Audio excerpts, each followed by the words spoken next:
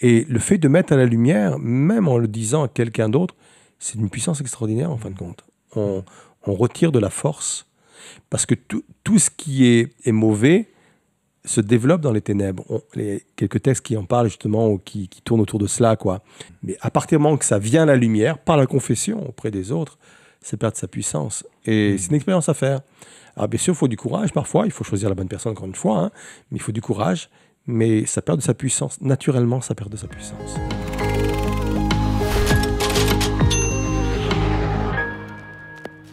Bonjour à tous, très heureux de vous retrouver pour cette émission nouvelle année, puisque nous sommes le début janvier 2023, ça fait bizarre à le dire, 2023. Ça y est, on y est, et j'ai bien sûr la joie d'accueillir Daniel qui sera avec nous pendant cette émission. Bonsoir Samuel. Alors Daniel, je ne sais pas si tu as eu probablement un déluge de personnes qui t'ont souhaité une bonne année, des vœux pour cette... Je pense comme toi, ouais. On a tous reçu sur nos portables, parce que maintenant, on reçoit rarement des courriers, comme avant, des cartes postales. Hein. C'est vrai. Mais aujourd'hui, avec les SMS, WhatsApp, les courriels... C'est ça, à minuit. Ah ouais, ça tombe. Direct, ça c'est parti. Il paraît que ça va jusqu'à la fin du mois, c'est ça ? Ouais, j'espère que ça va s'arrêter avant. D'accord. Alors, je sais que parfois, certains se posent la question, est-ce qu'en tant que chrétien, on peut se souhaiter une bonne année ? Est-ce que c'est quelque chose qui pose question ? Je sais qu'on se pose généralement ce type de questions. Vouloir du bien à quelqu'un, bibliquement, ça se tient, je pense. Hein. C'est ça, appelé bénir, c'est ça ? Ouais, bénir, voilà. Bénir, ça veut dire ça. Et il est même dit qu'on doit bénir aussi nos ennemis. Donc ça veut dire qu'on peut même donner des bons vœux, même à ceux qu'on n'aime pas. Et c'est pas de l'hypocrisie, c'est la Bible qui nous enseigne à le faire, quoi. Je vais faire peut-être attention qui m'envoie, du coup, c'est ça. les vœux cette année. Non, mais c'est vrai que c'est important de pouvoir bénir. Alors, je me présume que c'est pas limité au début d'année. Non, bien entendu. Mais puisque c'est l'occasion, puisque c'est la tradition, moi je crois que les chrétiens peuvent aussi s'inscrire dans des traditions, hein, y compris de notre pays ou même là sur le plan mondial. Faisons-le. Bénir veut dire effectivement dire du bien. Donc on veut dire du bien. Et la Bible dit même que nous sommes appelés à cela, à dire du bien et à faire du bien. Donc faisons-le, puisque c'est le moment pour le faire. Et comme tu le disais, il ne faut pas se contenter uniquement de ce moment-là.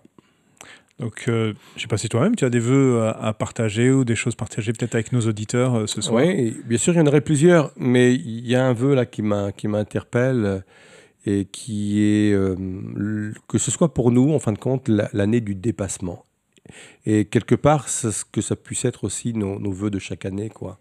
L'année du dépassement. Parce qu'on a toujours à se dépasser, soit sur le plan humain, hein, que ce soit sur le plan spirituel, dans tous les domaines. Il ne faut pas rester sur des acquis, mais il faut toujours aller plus loin. Et je souhaite à tous nos téléspectateurs et à toi, Samuel, que cette année soit une année pour nous tous du dépassement. On va se dépasser encore et on va aller encore plus loin. Donc ça vous encourage à aller plus loin. Merci Daniel pour ces vœux, cette prière, ce moment pour nous encourager à aller plus loin. Et c'est notre désir d'ailleurs, même à travers cette émission, LM en question, de permettre à chacun d'entre nous d'aller plus loin. On entend effectivement bien souvent des prédications de qualité et on se dit mais j'aimerais pouvoir aller plus loin avec ces choses-là. J'aimerais aller plus loin dans ma vie spirituelle, dans ma vie familiale, dans plein de domaines. Et c'est l'occasion de faire ça. Donc pendant ce temps-là, on va essayer de prendre le temps justement d'aller en profondeur, de creuser.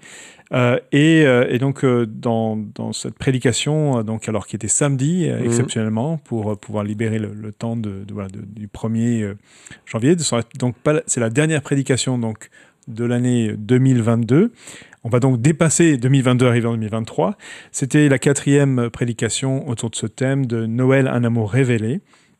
Et tu t'es arrêté sur cette dernière prédication sur notre besoin de pardon, avec un point d'interrogation. Avons-nous besoin de pardon ? Et c'était donc, tu t'appuyais sur ce texte à travers toute cette méditation, ces 4 prédications sur ce texte d'Éphésiens 3. Et notamment, on s'est arrêté sur la partie du verset 18 où tu parles combien l'amour de Christ est large, long élevé et profond. Et tu avais abordé les trois autres thèmes qui étaient la largeur, la longueur et la profondeur. Et là, tu voulais t'attacher à l'élévation, le côté élevé de cet amour de Dieu. Donc, du coup, on va s'arrêter sur ce thème-là, notamment à travers ce besoin de pardon. Alors, ce que je propose, c'est qu'on commence à regarder un extrait et puis on revient juste après pour quelques questions qu'on a préparées. Très bien. Ça te va ? Ça me va. Ah bah, c'est parti.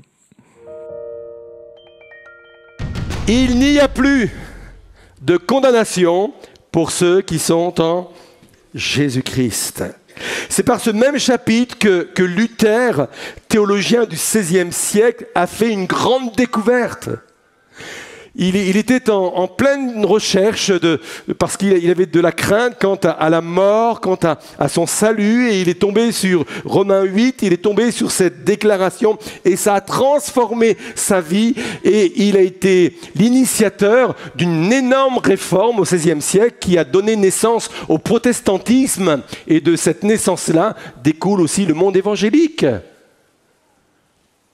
Il n'y a plus de condamnation pour ceux qui sont en Jésus-Christ. Et quand Paul arrive à la fin de ce chapitre 8, il fait une autre déclaration extraordinaire. Romains 8, 31. « Si Dieu est pour nous, qui sera contre nous ?»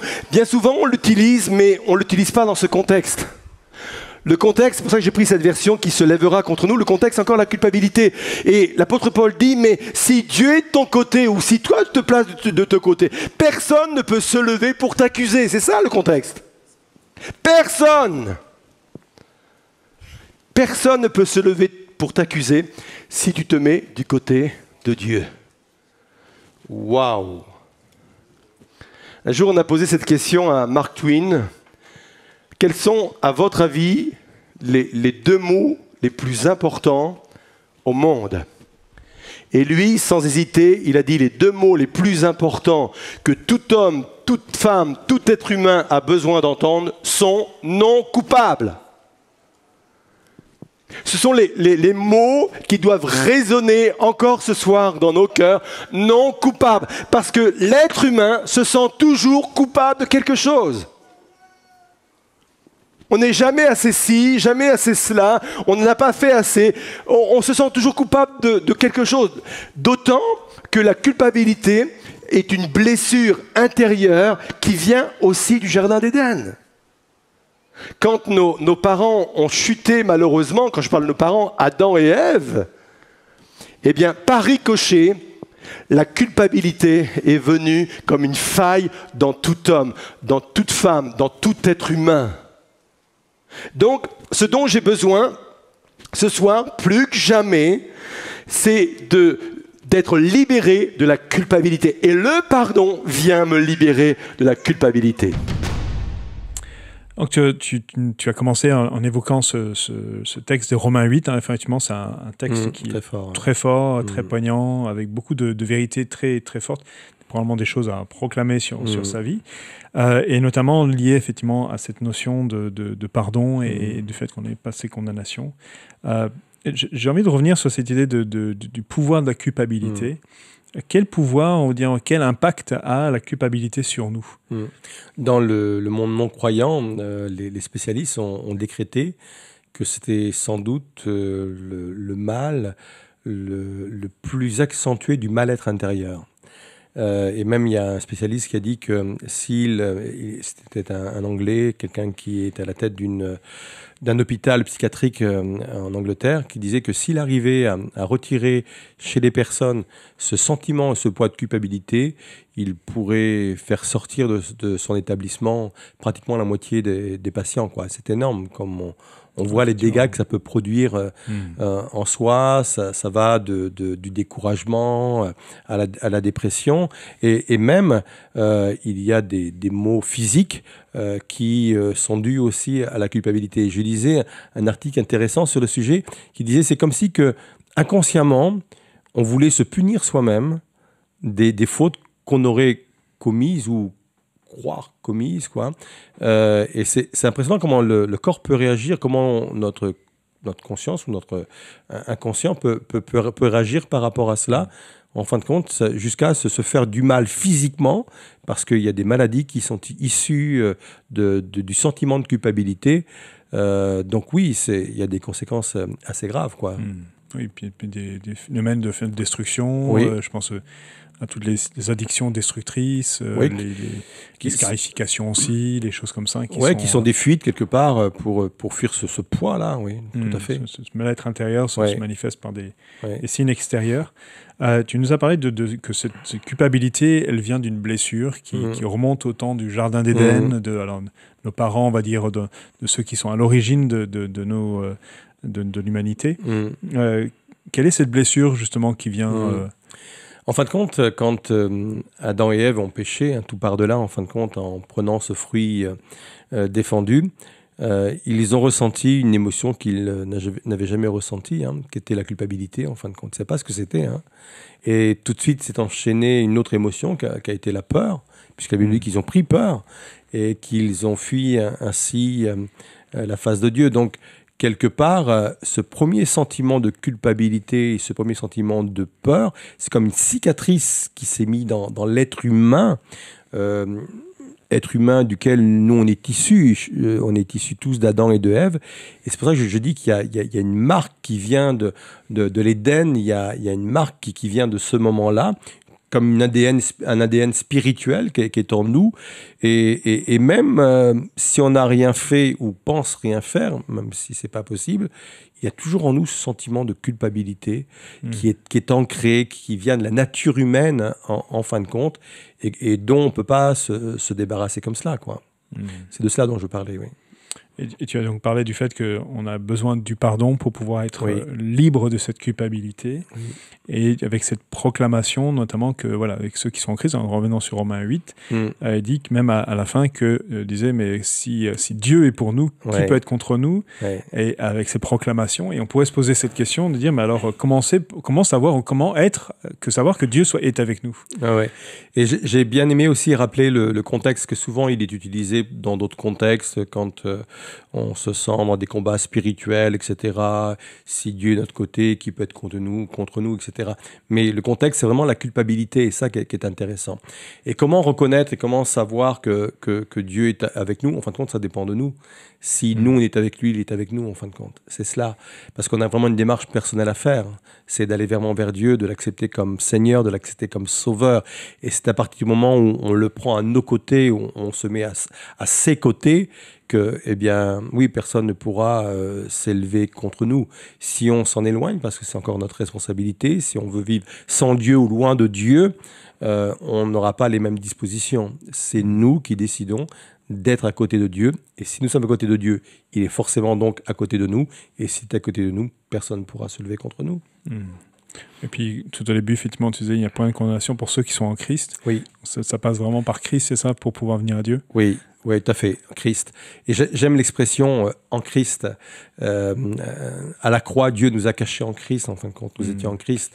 Donc, nous sommes morts avec lui au péché. Donc, ça veut dire que le péché n'a plus de pouvoir sur nous. Donc, si le péché n'a plus de pouvoir sur nous, la culpabilité n'a plus de pouvoir sur nous. Et de la même façon qu'on a été crucifiés avec Christ, nous avons été ensevelis avec Christ et nous sommes ressuscités avec Christ. Et ça, c'est tout le message de l'Évangile. C'est la profondeur même de l'Évangile. Et c'est vraiment une grâce de pouvoir vivre cette réalité, parce que c'est de là que nous sommes délivrés de toute culpabilité. Ouais, c'est ça qui me permet du coup de dire je suis libre de cette culpabilité.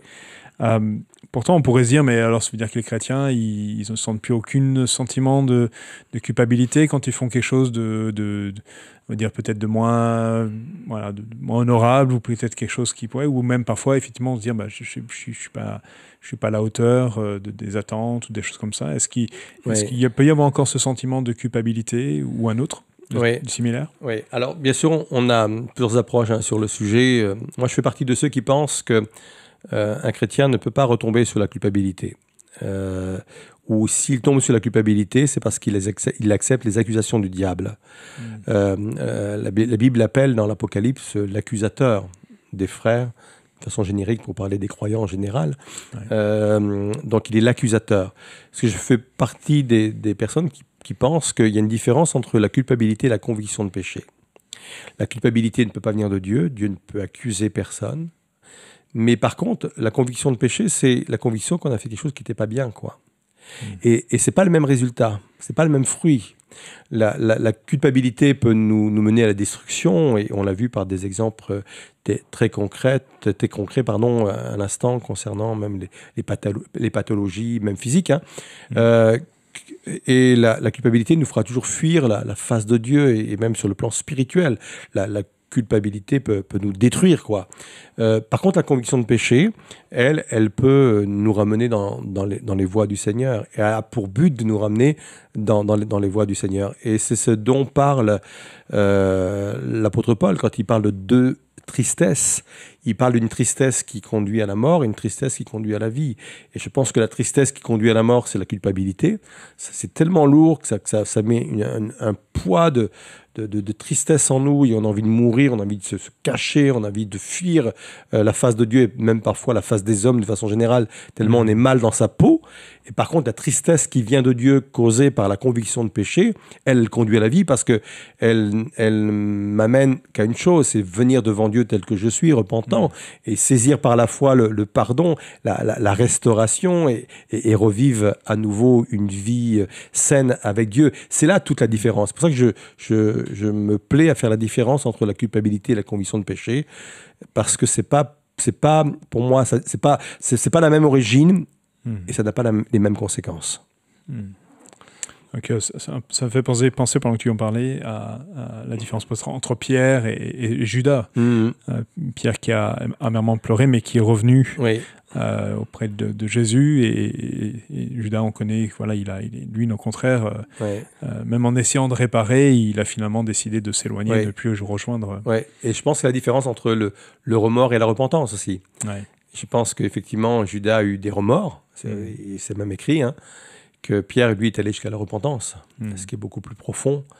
Et la repentance, c'est toujours à l'égard de Dieu, quoi. Je me repens par rapport à Dieu. Le remords, c'est par rapport à soi-même.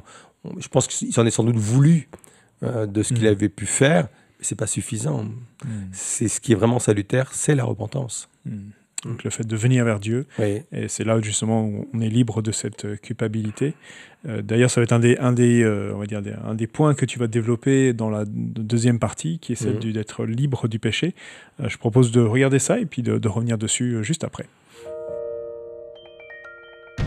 Et le monde, en fin de compte, est géré comme cela. Les lois de Dieu sont excellentes, les lois de Dieu sont bonnes, elles sont là pour mon bonheur, elles sont là pour mon épanouissement. Elles ne sont pas là pour me restreindre. Et si parfois il me dit « tu ne peux pas faire ça », c'est encore une fois pour mon bonheur. Vous êtes toujours là? Ok. La loi est bonne, mais elle est incapable de me changer. J'ai beau la lire, j'ai beau être devant, j'ai beau qu'on me la dise, t'as pas le droit de faire ci, t'as pas le droit de faire ça. Je trouve que c'est excellent, je trouve que c'est bon, mais elle a aucune puissance. La loi n'a aucune puissance pour me changer. La preuve, c'est que malgré que certains pays ont adopté les lois de Dieu, vous avez des personnes qui continuent à tuer, qui continuent à voler. Pourtant, la plupart savent que c'est pas bien. Il y a aussi dans la parole de Dieu l'exemple de David dans le psaume 119, pour ne prendre que lui, à plusieurs reprises, même à 7 reprises, il va dire ceci: « Je prends plaisir à ta loi ». Et David était sincère quand il disait cela. J'ai vraiment du plaisir à lire, à comprendre et à recevoir tes commandements et ta loi. Et pourtant, David va être un pécheur comme tout le monde, et même il est allé très loin, puisque non seulement il a commis l'adultère, mais il a commis aussi le meurtre.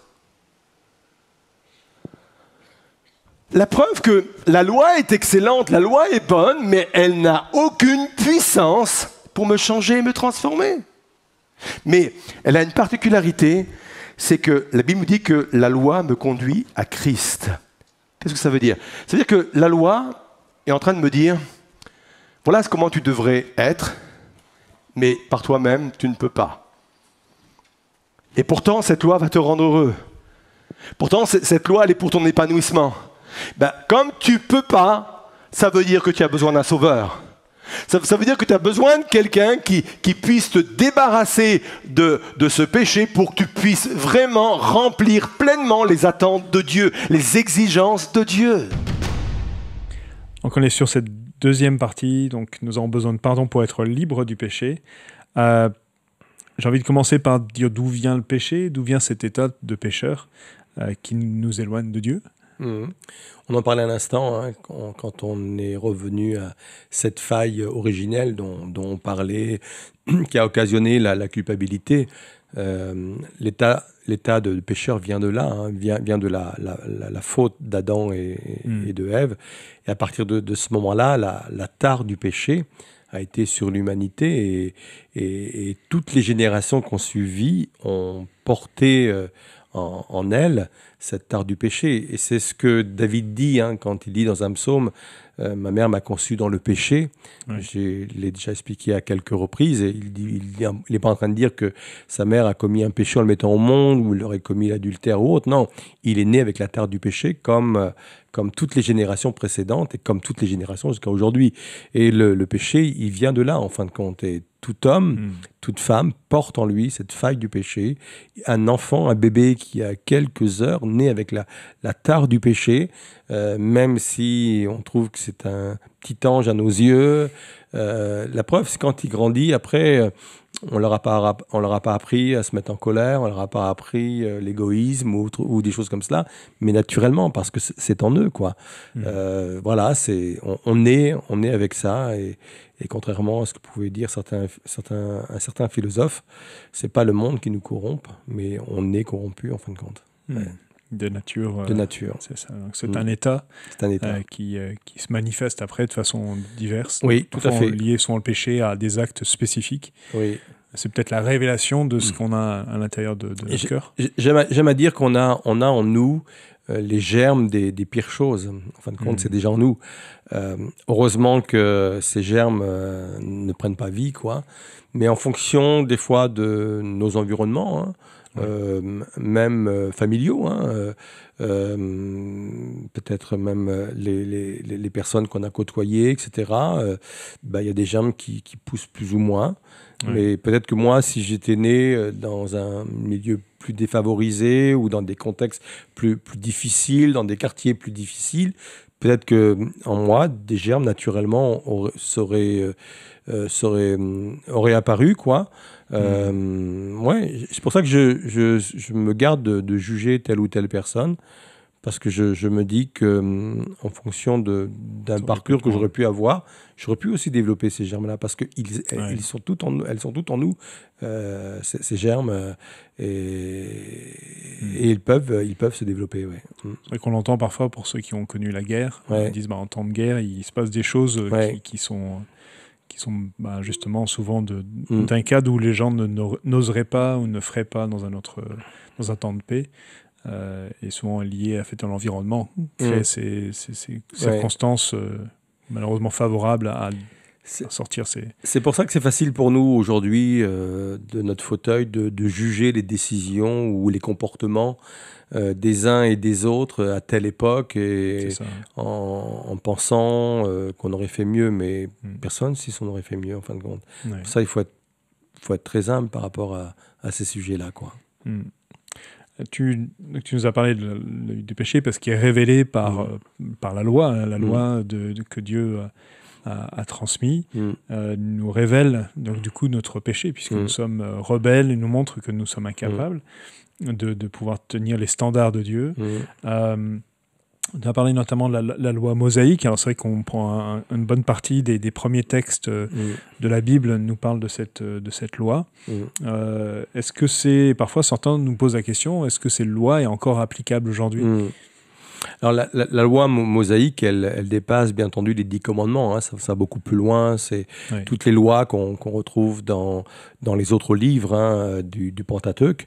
Je pense qu'il faut bien comprendre qu'en tout premier lieu, cette loi a été donnée à un peuple, hein, au peuple d'Israël, pour la gestion, en fin de compte, du quotidien, hein, parce que quand on regarde cette loi mosaïque, on est impressionné des détails, ce qu'il fallait faire, même sur le plan hygiène, comment sur le plan légal gérer telle et telle situation, comme des lois dans les pays qu'on peut connaître aujourd'hui, quoi. Néanmoins, certaines lois, pour ne pas dire toutes, elles sont bonnes. Elles sont bonnes. Certaines correspondent vraiment à l'époque, d'autres sont universelles. Quand on parle des lois sur l'hygiène, elles sont encore valables aujourd'hui. Donc, oui. Après, il y a toutes les lois sur le plan moral qui, elles, se retrouvent davantage dans les 10 commandements. Et elles sont toujours valables, quoi. Voler reste toujours un péché, mentir reste toujours un péché, convoiter reste toujours un péché, etc. Donc, ouais, ces lois sont toujours valables. Hein.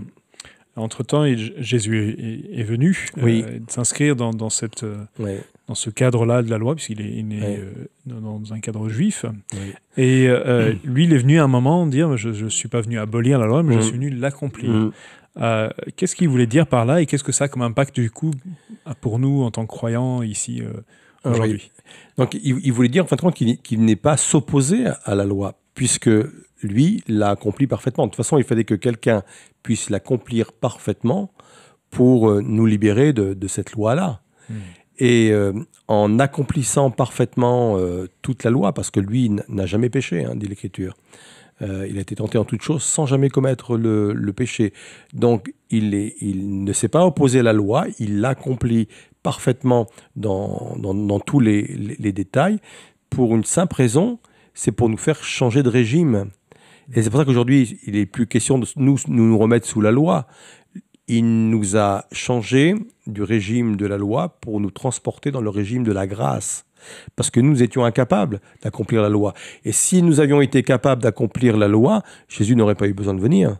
Parce qu'on aurait pu se sauver nous-mêmes uniquement en accomplissant toute la loi. Ça aurait pu suffire. Mais comme nous avions cette nature pécheresse, incapable d'accomplir la loi, il fallait que quelqu'un l'accomplisse pour nous. Et en l'accomplissant pour nous, il nous permet à tous de nous mettre sous un autre régime que celui de la loi. C'est sous le régime de la grâce, même si dans la loi, encore une fois, il y a des bonnes choses. Mais on sait très bien qu'on ne peut pas être sauvé par l'accomplissement de la loi. On voit les limites, nos limites dont on te parlait juste avant, oui. Et qui révèlent notre état de pécheur. Et c'est là où on a besoin du pardon de nos péchés. Et pourquoi Dieu a choisi finalement de nous pardonner? Il aurait pu faire comme au temps de Noé et dire, ben voilà, j'en choisis un. Et puis les autres, ils sont... parce que le péché nous éloigne de Dieu, en fin de compte. La preuve, hein, quand Adam et Ève ont péché, ils ont fui la face de Dieu. Et Dieu a mis un moyen provisoire en place, qui a été le sacrifice du premier animal, en fin de compte, pour couvrir le péché, couvrir la nullité, littéralement même, d'Adam et de Ève. Et c'était un moyen provisoire, mais lui, il voulait un moyen définitif. Et il avait déjà prévu à ce moment-là la venue de Jésus, d'où cette prophétie, le talon de la femme qui allait écraser la tête du serpent, etc. Donc oui, il est venu et il veut pardonner nos péchés parce que le péché nous éloigne de lui. Et lui nous aime tellement qu'il nous veut avec lui. Il veut nous pardonner nos péchés parce que non seulement le péché nous éloigne de lui, mais le péché nous éloigne des autres aussi. Quand le péché est entré, on a vu tout de suite la confusion qu'il y a eu dans le couple d'Adam et Ève par des mots qui ont été dits assez durs tout de même, l'un envers l'autre. Et puis aussi le meurtre, la haine d'un frère envers un autre frère. Donc le péché nous éloigne de Dieu, mais nous éloigne aussi des autres. Et puis le péché nous rend malheureux. J'aime ce texte qui dit « Heureux l'homme à qui les transgressions sont remises ». Quoi.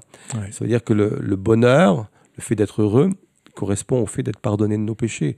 Et puis un autre élément quand même qui me semble capital, c'est que sans le pardon de péché, il n'y a pas de salut, quoi.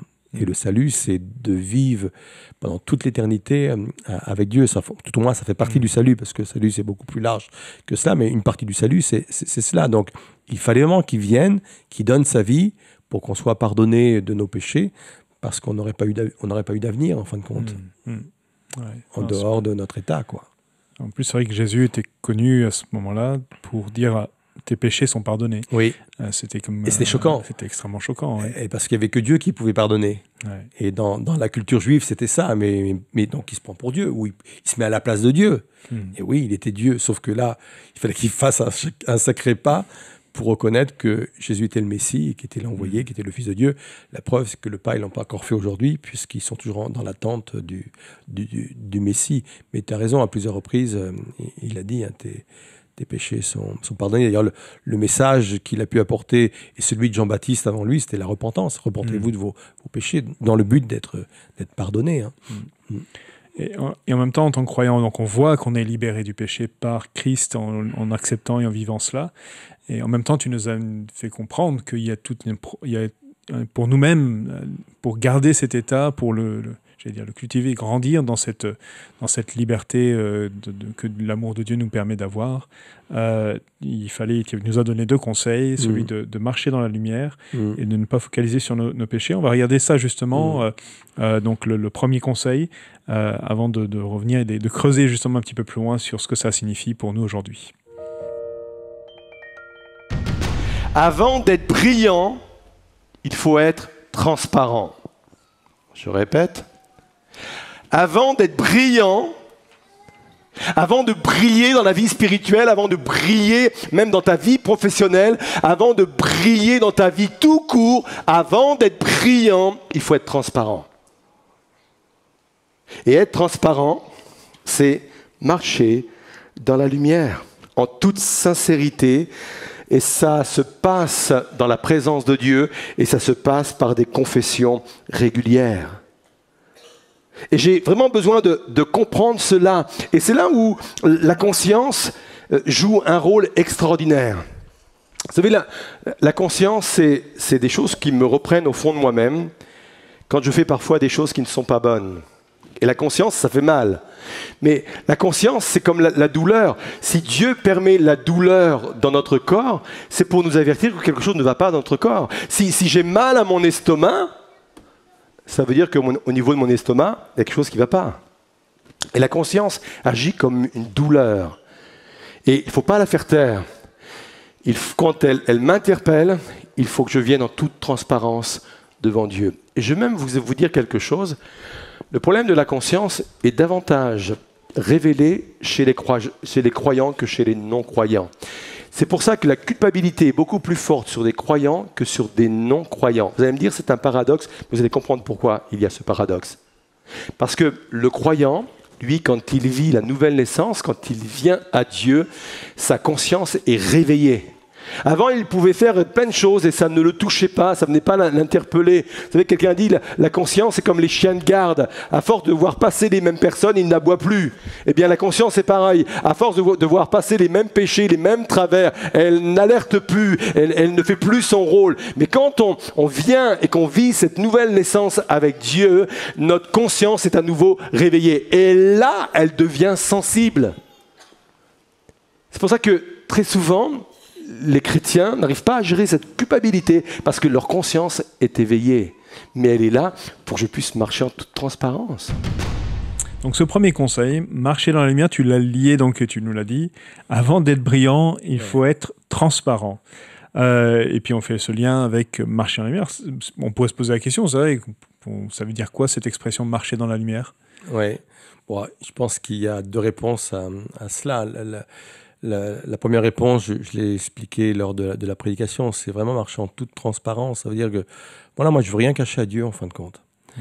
C'est ça, marcher dans la lumière. C'est, Seigneur, je veux que tu vois tout ce qu'il y a dans ma vie. De toute façon, je ne peux rien cacher. Il le voit de base. Mais malgré qu'il le voit de base, des fois on met en place des choses pour cacher ce que nous sommes, etc. Or, ça ne sert à rien, bas les masses, quoi. Donc, la réalité d'une chose, le savoir et l'accepter en est une autre. Et c'est ça, marcher dans la transparence. C'est accepter le fait que de toute façon, Dieu voit tout. Donc moi, je ne veux pas jouer un rôle. Je ne veux pas jouer au chrétien, moi. Je veux vraiment être vrai, authentique.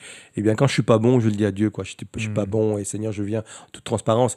Et être en toute transparence, c'est accepter aussi que Dieu vient mettre le doigt sur les choses qui ne vont pas dans dans ma vie. C'est pour ça que le deuxième élément de marcher dans la lumière, c'est aussi marcher en conformité avec sa parole, parce que la parole de Dieu, c'est la lumière aussi.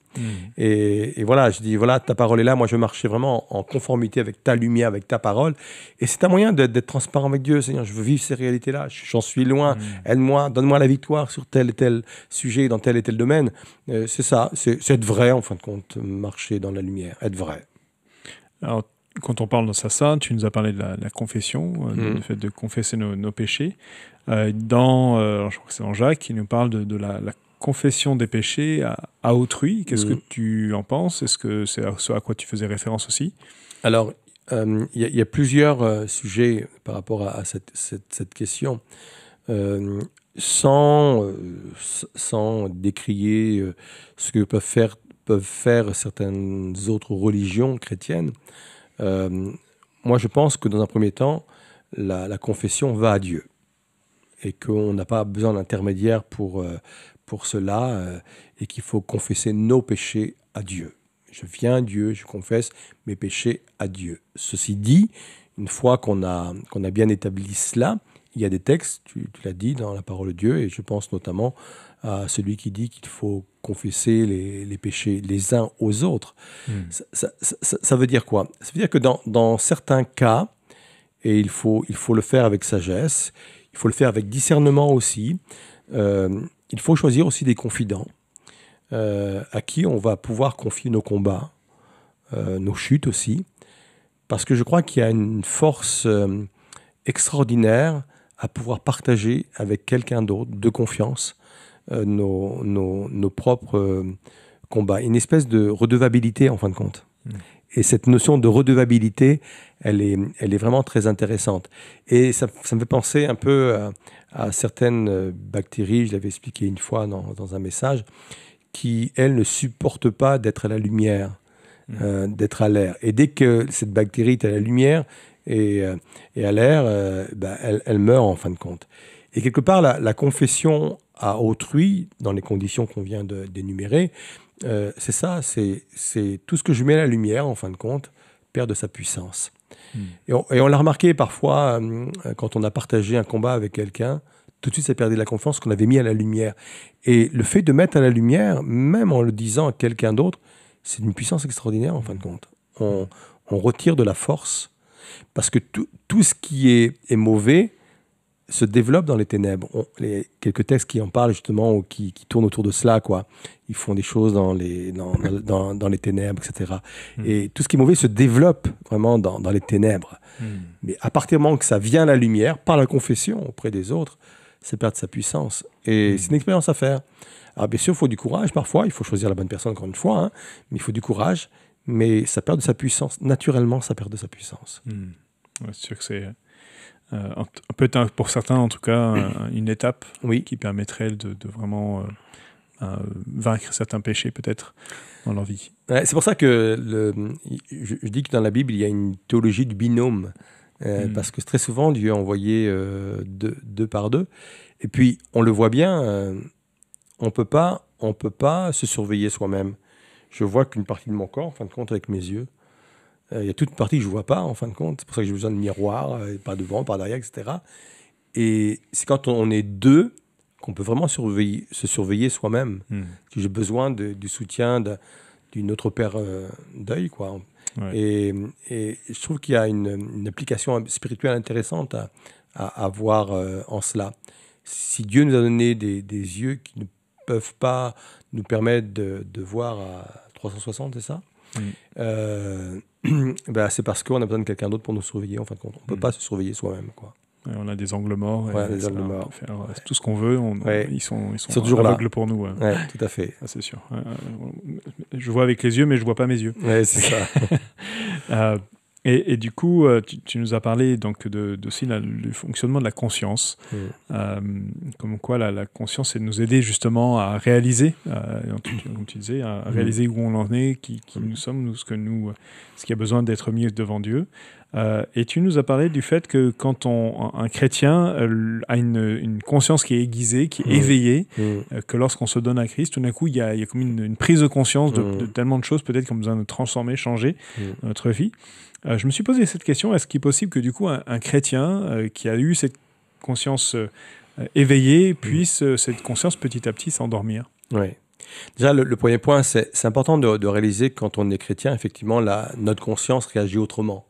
Avant, d'ailleurs, on le voit bien, hein, quand, par exemple, sur le plan du travail, on prenait un stylo, on le ramenait à la maison, ou je sais pas, une ramette de papier.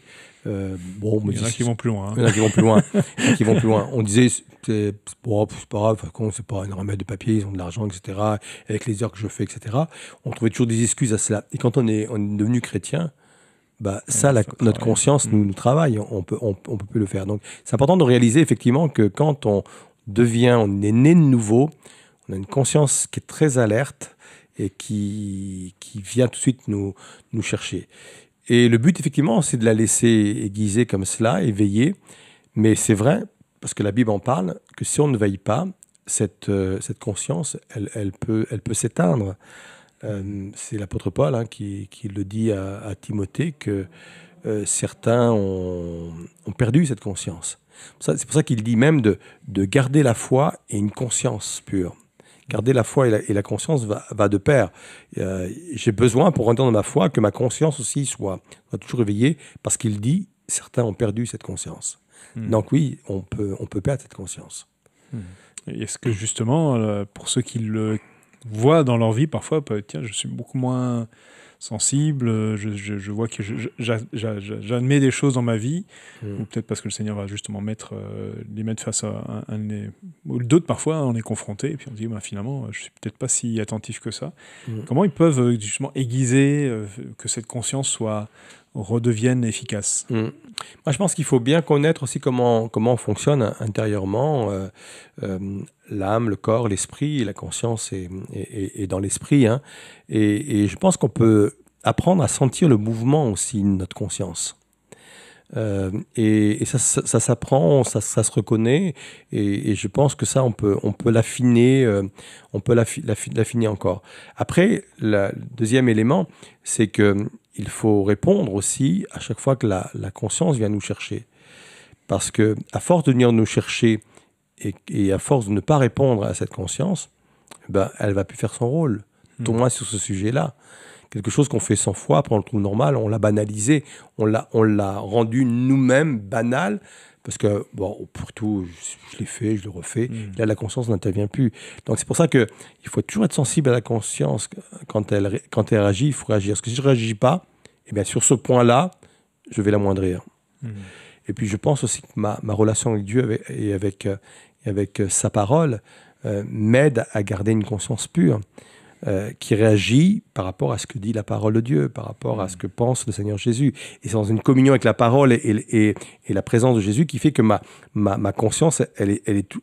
En fin de compte, ma conscience reçoit toujours la dernière mise à jour, en fin de compte. C'est ça que je voulais dire. Toujours la dernière mise à jour. Toujours télécharger la dernière mise à jour, parce que je suis tellement en rapport avec la parole de Dieu et avec la présence de Dieu que le téléchargement se fait naturellement, en fin de compte. Ça, c'est important. Peut-être ça serait intéressant aussi de réfléchir au lien avec le Saint-Esprit en nous, peut-être, qui vient nous aiguiller, nous partager ses sentiments. Oui, parce que c'est pour ça que je disais à l'instant que, et là c'est un autre débat et une autre émission, que la conscience se trouvait dans notre esprit, parce que dans cet esprit, il y a aussi l'intuition. L'intuition, c'est quoi ? C'est tout ce qui nous est révélé par le Saint-Esprit, l'intuition. C'est tout ce qui nous est révélé par Dieu lui-même.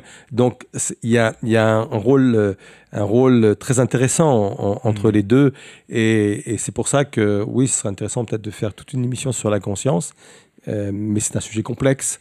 Et en même temps, qui peut être intéressant. Ouais. Bon, donc une piste pour une prochaine, peut-être. Ça se travaille voilà, aussi. Ça se travaille. Voilà. En tout cas, on sait qu'il y a des choses à explorer. En tout cas, déjà merci Daniel pour tous ces éléments-là qui permettra, à mon avis, plus que de personnes de prendre conscience de ces enjeux, ces débats intérieurs, j'allais dire, qui nous permet de pouvoir marcher dans la lumière, rester devant Dieu avec cette, j'allais dire, ce cœur pur, avec cette grâce à lui. Et ce deuxième conseil que tu nous as donné, et qui est très important, et je pense qu'il est vraiment devrait être peut-être davantage prêché et communiqué, c'est de ne pas focaliser sur notre péché. Alors, on va regarder cet extrait et on revient juste après avec ces quelques clés à explorer. Il est dit, débarrassons-nous de tout fardeau et du péché. Oui, mais comment on fait concrètement ? Littéralement, quand il est dit débarrassons-nous, c'est poser de côté, poser au loin. En d'autres termes, Dieu dit ton péché, c'est pas un problème, mets-le de côté. Oh pasteur, vous êtes sûr que Dieu va me dire cela ? C'est ce qu'il dit dans cette parole. Il dit le péché, c'est pas un problème pour toi, mets-le de côté. Ne focalise pas dessus. Ne focalise pas sur tes combats, ne focalise pas sur ce qui te met à terre. Mets ça de côté, mets ça loin de toi. Par contre, cours avec endurance l'épreuve qui nous est proposée. Gardons les yeux fixés sur Jésus qui nous a ouvert le chemin de la foi. Bref, plutôt de me concentrer sur le péché, je focalise sur Jésus. Peut-être que tu es en train de te battre avec quelque chose de plus fort que toi. Mets ça de côté. Mets ça de côté.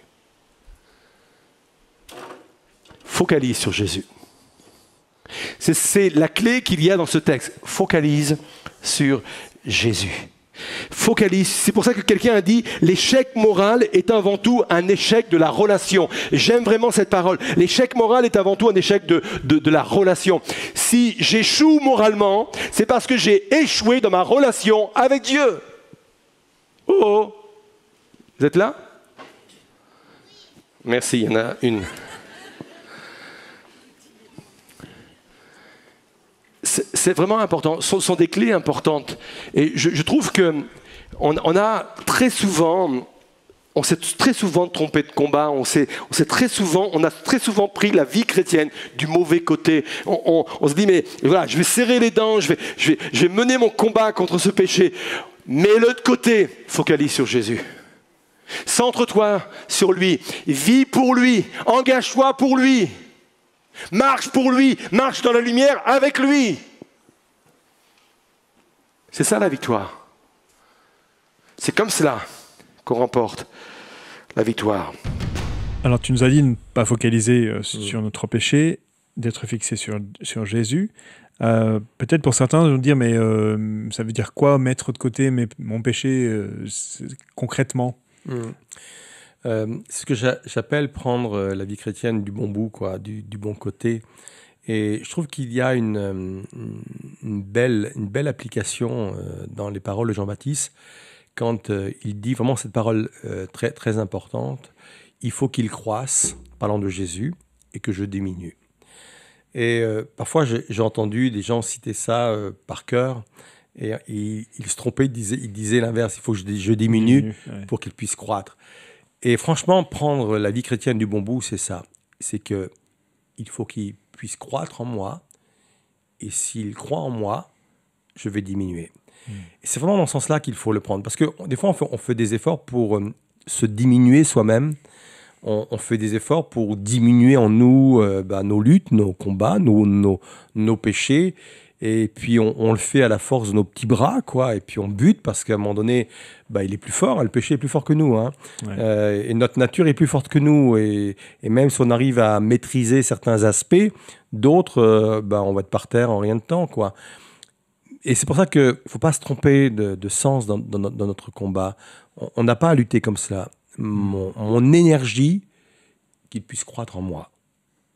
Et plus je vais croître en moi, et c'est un effet naturel, j'allais dire même mécanique, c'est mécanique, plus il va croître en moi, plus je vais diminuer naturellement. Plus mon emprise, l'emprise de ma chair, l'emprise de qui je suis, l'emprise de ma nature, l'emprise de mon péché va diminuer. Parce que je me serai concentré sur Jésus. Il faut qu'il puisse grandir en moi. Il faut qu'il puisse croître en moi. Et c'est vraiment une clé, tu avais raison de le dire et d'appuyer là-dessus.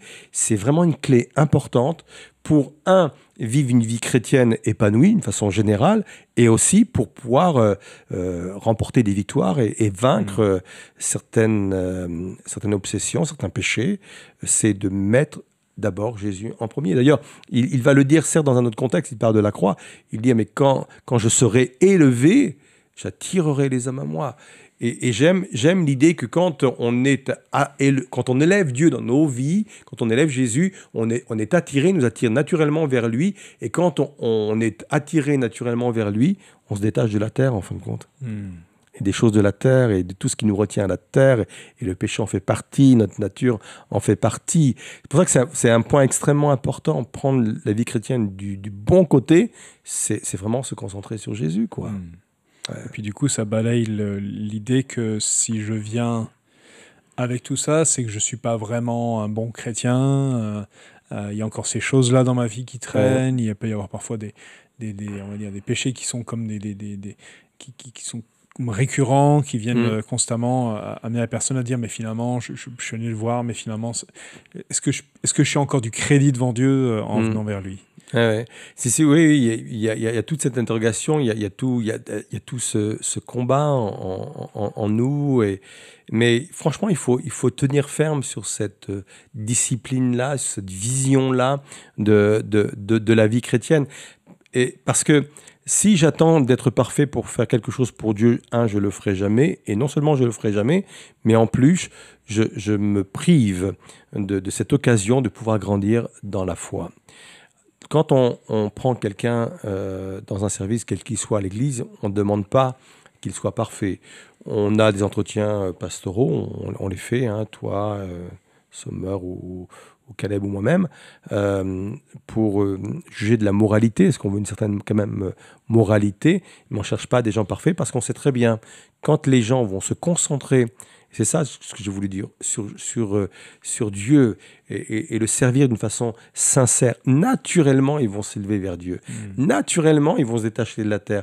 Naturellement, on l'a vu, ce sont des gens engagés qui sont victorieux. C'est des gens qui s'engagent pour Dieu, des gens qui s'engagent à vivre pour lui, qui sont victorieux sur le péché, sur leur nature.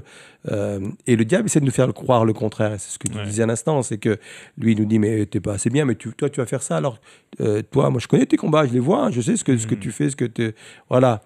Et justement, parce que lui, il connaît trop bien l'efficacité de quelqu'un qui prend la vie du bon bout, quoi, la vie chrétienne du bon bout. En tout cas, ça doit pour encourager. C'est vrai que plus plus de temps on passe avec Dieu, plus longtemps on passe à connaître, plus on est transformé, on est changé à son image. Et c'est sûr que ça nous aide vraiment. Et d'ailleurs, tu nous as dit que c'est pas une question donc que faute de moralité, c'était plutôt une faute de relation. Oui, tout à fait. Les fautes morales sont liées à cette faute de relation. Peut-être pour certains, ils vont se dire, mais alors, peut-être ils ont du mal à savoir où ils en sont dans leur propre relation avec Dieu. À quoi ça ressemble de réussir sa relation avec Dieu? On est au début de l'année, voilà une résolution qui peut être intéressante, même s'il faut y revenir sans cesse, parce que c'est quelque chose qu'il faut toujours maintenir à flot, quoi. Ça se construit, je vais le dire un peu comme cela. Il n'y a pas de solution magique, entre guillemets. Ça se construit, une relation avec Dieu. Et puis ça se construit aussi avec l'âge. Ma relation, depuis que je connais le Seigneur, a changé avec Dieu. Je la connais plus, je la sais plus profonde. Je ne la vis pas de la même façon. Je ne prie pas de la même façon qu'avant. Je ne prie pas pour les mêmes choses qu'avant. Donc elle évolue, mais ça commence par se construire. C'est vraiment de mettre à part un temps pour être avec Dieu. Et pas rentrer dans un temps de débit de parole. Mais voilà, je veux être dans la présence de Dieu, puis je veux être à ton écoute. Alors à cette écoute, il peut me parler, bien sûr, par des pensées intérieures, mais il peut me parler par sa parole. Moi, je ne dissocie pas la parole de Dieu de la prière. Pour moi, c'est la même chose. Ça fait partie de mon temps de communion avec Dieu. Voilà, il me parle à travers de sa parole, il me parle à travers de la pensée. Je lui parle même par rapport à un texte. Je dis tiens, ça, je me reconnais bien en cela, Seigneur. Voilà, c'est une discussion. En fin de compte, il ne faut pas débiter une liste de besoins. C'est parler à Dieu, très simplement. Et comme j'aime le dire, il ne faut jamais donner des objectifs ou se donner des objectifs qui ne sont pas atteignables, quoi. Si je me dis, je prierai une heure tous les jours, je ne suis pas sûr que le 15 du mois, on soit toujours dans ces mêmes dispositions, quoi. Donc, voyons petit. Et puis, mais voilà, tenons et vivons quelque chose d'authentique, de vrai. Pas se mettre dans quelque chose de conventionnel, quoi. Même s'il faut avoir une discipline, parce qu'il y en a qui veulent des fois dire, mais moi, je vais pas arrêter tous les jours prier pour le Seigneur. Moi, c'est quand je le sens. Il est dit dans les Actes des Apôtres que les disciples, les apôtres, sont montés au temple à l'heure de la prière. Il y avait une heure pour la prière. Je pense que c'est intéressant de mettre des heures pour la prière. Pour moi, personnellement, j'ai besoin de me discipliner. Donc, voilà, je sais à quel moment je consacre à Dieu mon temps.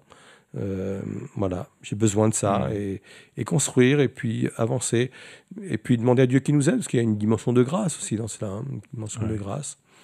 Et puis je crois que, comme le dit un cantique, j'aime ce cantique des ailes de la foi, un vieux cantique que certains uniquement vont peut-être reconnaître, mais quand il dit « Seigneur, attire mon cœur à toi », c'est un magnifique cantique, « Seigneur, attire mon cœur à toi ». Quelque part, on voit toute la dimension de la grâce. Seigneur, j'ai besoin aussi que tu attires mon cœur à toi. Pour que, naturellement, je me sens attiré dans ta présence, quoi. Il y a une dimension de grâce, comme une parole, je ne sais plus, dans l'Ancien Testament, où il disait « Fais-nous revenir et nous reviendrons ». Et j'aime cette idée, « Fais-nous revenir et nous reviendrons ». Ça veut dire que c'est quelque chose de cassé en moi, quoi. Crée en moi ce ressort. Et puis on va revenir. Donc oui, Seigneur, attire mon cœur à toi. Et je pense que si ce soir, un internaute faisait cette prière d'une façon très sincère, moi je crois que Dieu qui crée le vouloir et le faire serait capable de déposer en cette personne une attirance nouvelle, un désir nouveau d'entrer dans sa présence, qu'il faudra entretenir, bien entendu, qu'il faudra nous-mêmes poursuivre. Mais oui, ça commence par ça, peut-être. Un nouvel élan, une nouvelle dynamique. J'aime bien en plus l'idée de la course du texte, puisque il y a différents types d'allures. Donc quand on parle de courir, il y a certains vont courir, il y en a, l'allure est beaucoup plus rapide. Mais le fait de commencer, il y a un effort qui est fourni. Mais au bout d'un moment, il y a une dynamique qui est créée. Et en tout cas, c'est ce qu'on souhaite pour toute personne là, qui sont qui nous suivent, mais tout simplement qui sont en lien avec cette parole, avec tous ceux qui suivent l'ELM ou d'autres églises, bien sûr, qui est vraiment cette dynamique, qui prennent place dans leur vie et qui prennent la vie du bon côté, la vie chrétienne du bon côté. Je pense que peut-être on a la saison des vœux, donc on va encore dire c'est un vœu, mais c'est une prière aussi dans notre cœur, que vous puissiez aller plus loin. Et en tout cas, merci Daniel pour cette prédication qui clôturait d'une certaine façon l'année 2022, mais qui en même temps ouvre de nouvelles perspectives pour 2023. Et puis, bien sûr, on se donne rendez-vous ce dimanche, maintenant le dimanche, pas le samedi, à 10h pour nous retrouver pour le temps donc, de culte, dans lequel il y aura aussi une autre parole qui serait prononcée, une nouvelle série peut-être, je ne sais pas. Non, la semaine, une prédication spécifique pour la reprise, mais il m'est arrivé de dire ça, et puis des fois ça débouchait sur une série, je ne sais pas. Et puis ça sera aussi le dimanche de la Sainte-Seine, parce qu'on sera le premier dimanche du mois. Et puis on en profite aussi pour vous annoncer qu'il y aura un temps de jeûne et prière qui aura lieu donc du 17 janvier jusqu'au du 18 janvier jusqu'au 27 janvier. Ce sera un temps, une dizaine de jours dans lesquels on veut vraiment se consacrer. On invite chacun à prendre du temps chaque jour pour pouvoir prier, pour justement avoir cette heure-là, peut-être plusieurs temps dans la journée, mais en tout cas, voilà, de se focaliser sur Dieu, de focaliser sur notre relation avec lui. On vous en reparlera un peu plus précisément, mais sachez déjà qu'il y aura deux rendez-vous donc présentiels, le mercredi 18 et le vendredi 27 pour entrer et puis clôturer ce temps. Et puis chaque jour, vous aurez aussi à disposition un temps, une méditation quotidienne, une méditation probablement qui va être disponible dès le matin pour que vous puissiez être encouragé dans votre vie de prière. Ce sera autour du thème de la prière et avec différents intervenants. Et ce sera l'occasion pour justement vous encourager à grandir dans votre relation avec différents aspects de la prière. Donc ce sera un bon moment. Je pense qu'on apprécie toujours ces moments-là dans début d'année pour focaliser et permettre de pouvoir grandir. On nous souhaite une excellente fin de journée, soirée, peu importe le moment où vous regardez cette émission. Nous, on se retrouve la semaine prochaine pour une prochaine émission, Éléments Questions. Et donc, ce sera avec toi, Daniel. Voilà, il sera probablement Myriam qui me remplacera. En tout cas, on vous souhaite une bonne année. Bon, ça, on l'a déjà souhaité. Oui. Et puis, une bonne soirée. Une bonne soirée aussi.